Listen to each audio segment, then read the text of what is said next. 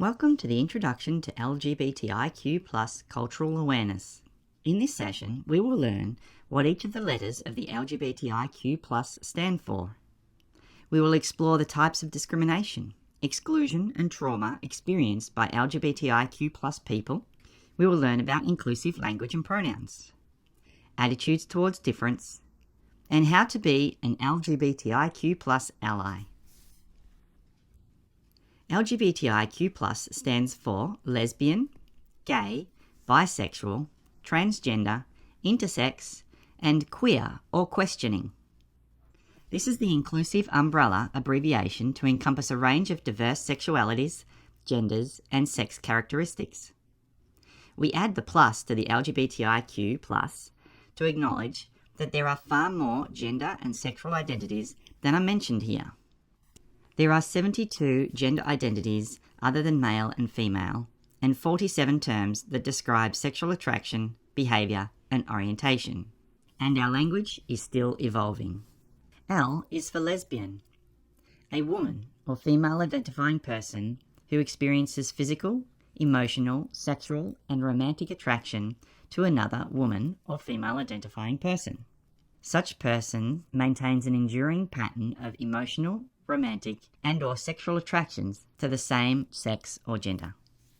G stands for gay, a man or male identifying person who experiences physical, emotional, sexual, and romantic attraction to another man or male identifying person. Such person maintains an enduring pattern of emotional, romantic, and or sexual attraction to the same sex and gender.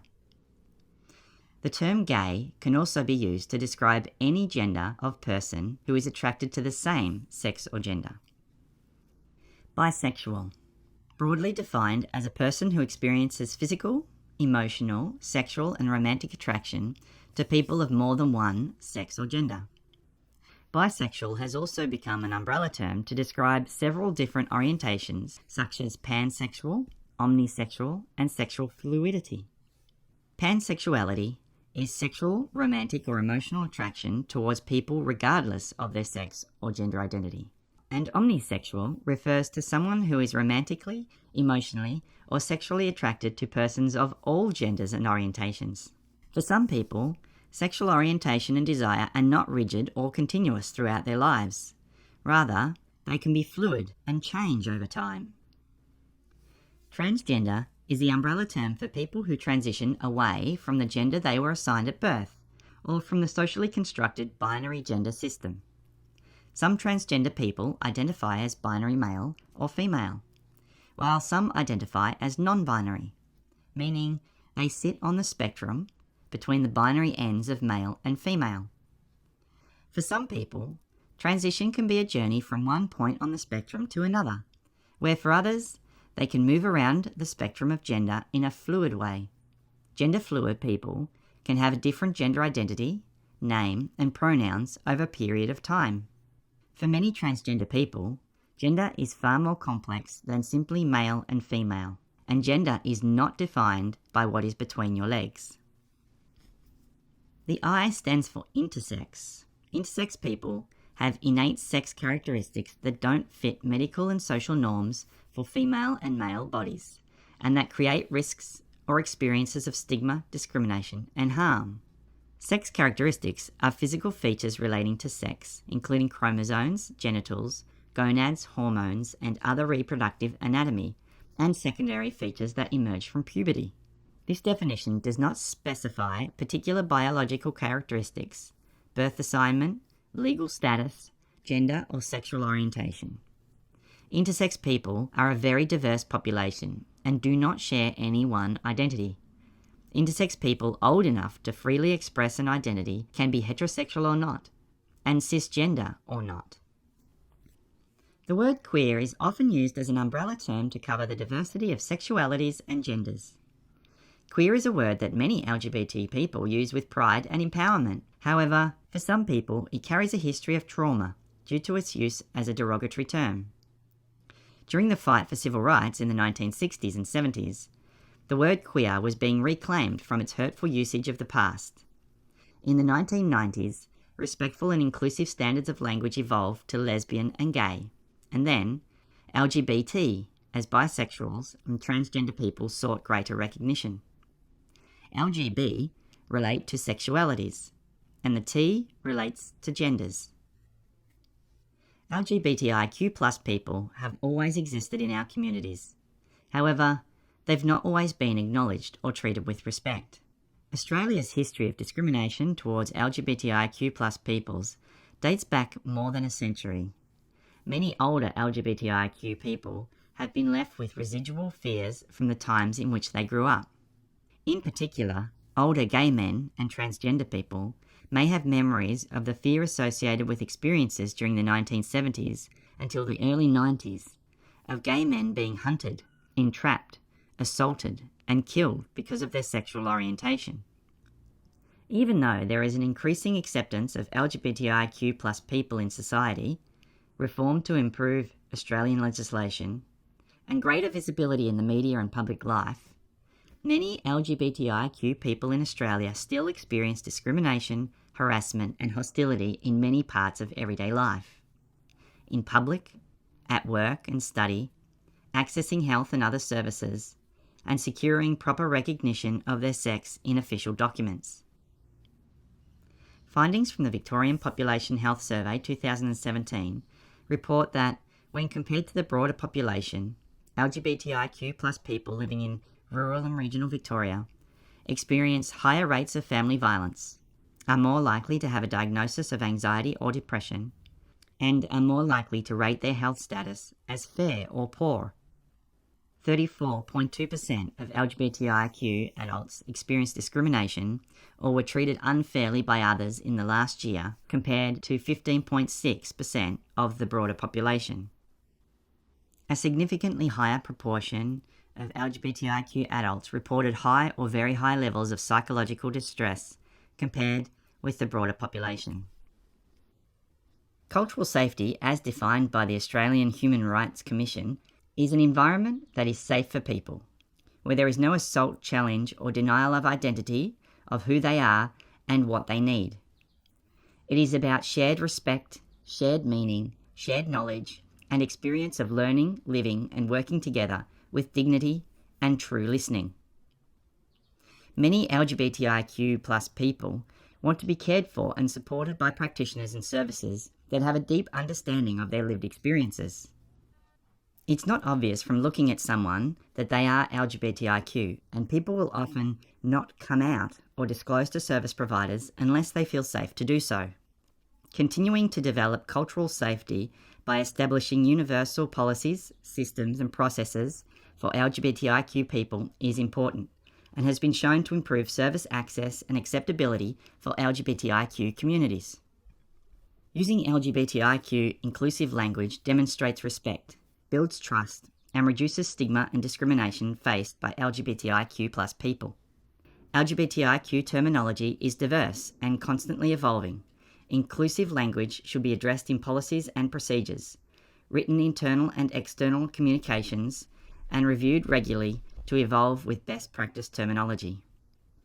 LGBTIQ+ inclusivity means acknowledging and respecting that diversity in sexual orientation, gender identity, and sex characteristics is a normal part of life.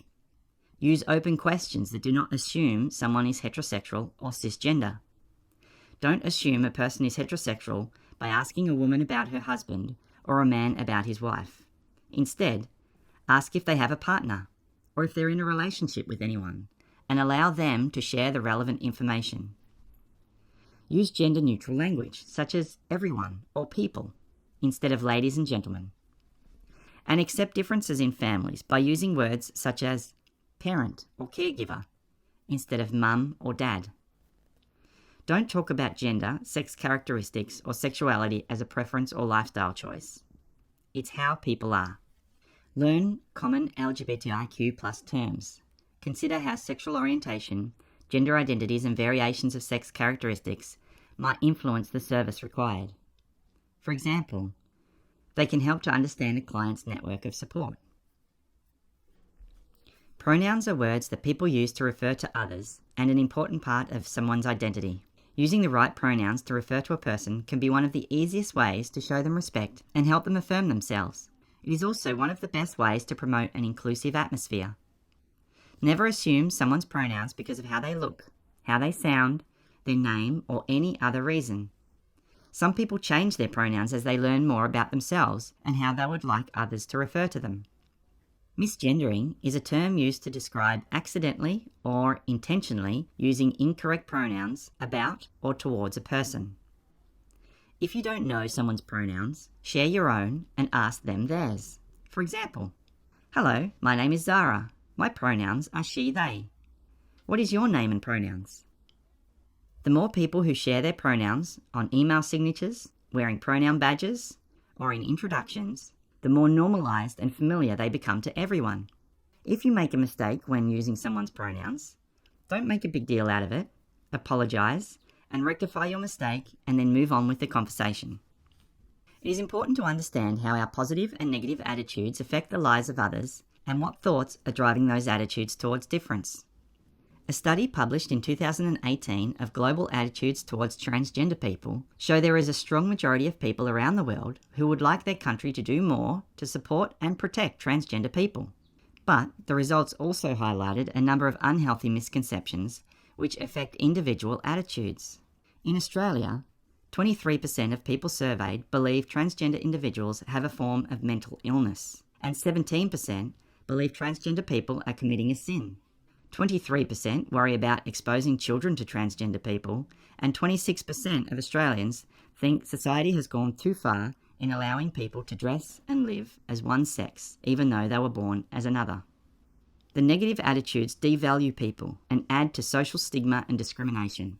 As a diverse community, sharing different life experiences, challenges and conditions, creating an environment where all people feel supported and nurtured, requires positive attitudes towards difference. Take a moment to consider for yourself how your attitudes towards difference sit within the Riddle scale.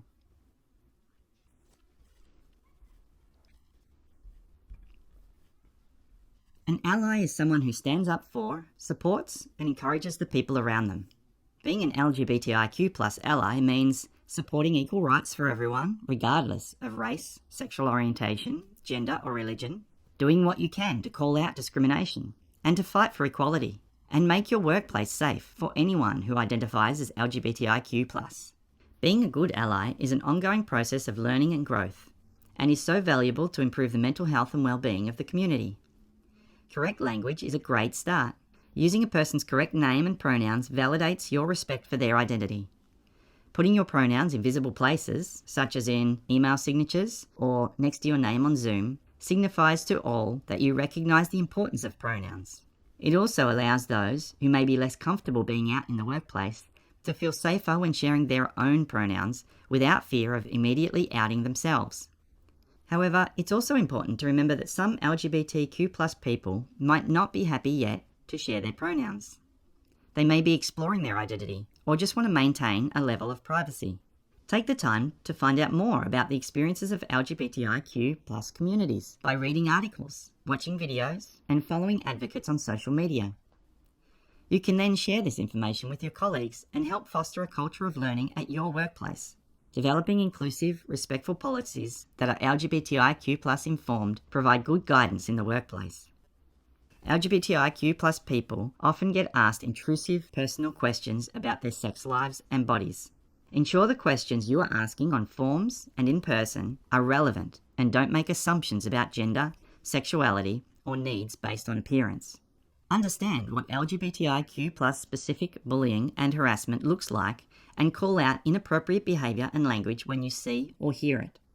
And there are many events that celebrate LGBTIQ+ people. When you show up to participate in those events, it sends a strong message of support and celebration for the community. Here are some great websites where you can find out more information to advance your knowledge of LGBTIQ communities.